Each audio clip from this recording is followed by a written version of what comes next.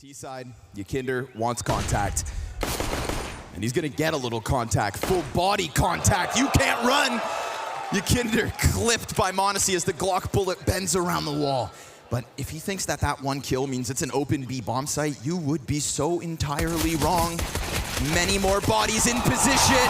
Elige picks up 3. Hunter's gonna answer, and he's gonna have to answer massively. Cuts this down into the clutch quickly. It's OC's turn to shine, and he's met by smoke, which means he's met by a massive question. Yeah, it's a crazy way to play it.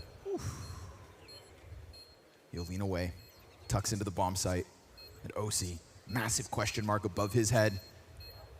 Gonna try to piece this together. Remember, time is a big issue here, so now he starts to make some sound. This just gives the Hunter all he needs. And he stalks his prey, creeps out from those bushes, and may not even need to kill him. Time decides, but he'll skin OC alive. And managed to finish off niko. Good dive back away from the danger. JKS, little SMG on SMG action.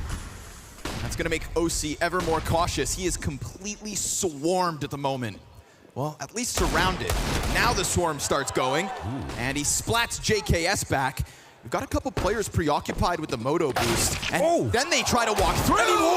But hello, OC, we see you, and all of a sudden, that's enough. Okay, look Liquid, alive. bounce back. Dude. Praising their CT side setups primarily, but hoxi makes him work for it whenever you want a round on an anti-eco. Ump's getting away from Ykinder. Hunter picks up 2 kills. OC's gonna press out. Decides to try and take this one into his own hands again. And what goes around comes around. Dirty deagle shot from JKS. If these are the kinds of individual levels we're gonna get at brain fluid. Oh man, JKS has to think here. hoxy's juices flowing as he'll rotate that bomb away. And JKS is gonna keep everybody so preoccupied that Elige is still looking at this bomb site. Very cerebral moment there from JKS to pick up his M4 and the pre-aim to the top of the barrel on OC. Of G2 to start coming around the brackets, but they don't actually extend out far enough to get spotted by the 5-7. Oh! hoxy just plucked the Canadian goose from the sky. That's illegal. And now he's gonna round the bomb site. Finds Nitro just as quickly. And Elige, from the corner of the bomb site, reveals that there is an M4 here, so G2 need to know that there is a threat, singular. And if they try to redirect over towards the B site, like hoxy did last round, well, there's still a bit of friction. Some resistance could be offered by Ykinder. Yeah, there's a lurk coming, but now all the TTs are coming this way. Clean first frag versus niko, exactly what you would have hoped for. Of course, caught by the smoke, so he'll have to just bite his tongue as Hunter punches it in. Oh, no plant, no time. Oh, wait, no, he jumps off. Pressured by CT, and the kills don't find themselves. It's Liquid to take it back via Ykinder. On Inferno, right? Felt like his counterpart. See if you can cue that up again, but it's not apartments here. It's the B hit, and it's Nitro. Ready and waiting. Oh, but Hunter, clean kill. And it's his brother right in front. Body guarding, body blocking, and JKS goes down for essentially free. 3 CTs meant to work this forward. Utilities off of the mark. Can Hunter sell this? Can niko clutch it? Will he be needed? Because that Tech-9 drops, and here comes niko's rifle. It's headshots galore. All 3 dead, and niko's gonna keep it back and forth. Tuck him in, son. It's Elige to try and draw attention because the other counter-terrorists are just stuck along this wall. Such little room for NaV to work with, and those flashbangs are his burden. Ykinder tries to climb over top of the box, but it's an empty-handed defense despite best efforts. hoxy, niko both survive, and G2 off of the apps pop, there was nobody there to stop them. Yeah, so what we saw right there was just a really good gamble from G2. Their strat isn't based off of reacting to any information. To try and pop, but it's niko who pops instead, pops forward, and Nitro actually from this corner is able to engage, but then traded, of course, by JKS. And Ykinder met by smoke means it would have to be the Hail Mary. It was an open invitation with that quad spam. T players shuffling around the bomb site. We're gonna get an op versus op fight with a rifle in front. JKS finds vision over top, and m0NESY strikes down Ykinder. That second op of Team Liquid doesn't even get off a single shot. And so they are still not able to hold nothing on that B site, barring Nitro's first one. That was abysmal. That was abysmal. Even with Nitro having a first player who wasn't even looking at him for that long, it felt like they had no odds to be able to win that. With niko dying, it doesn't seem like it would have made a difference at all. It really has come down to this one guy in the site. There's not much else behind it. Yakinder doesn't get a kill. 2 ops go down here for G2. Kind of action.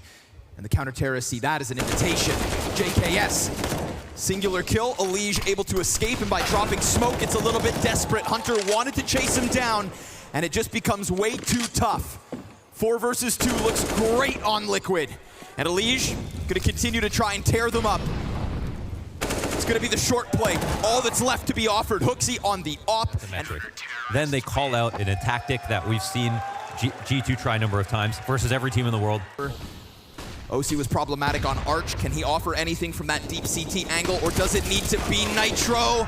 Blinded, but still, he goes down empty-handed. They leave Naf back. Honestly worried as there is no smoke on that CT peak.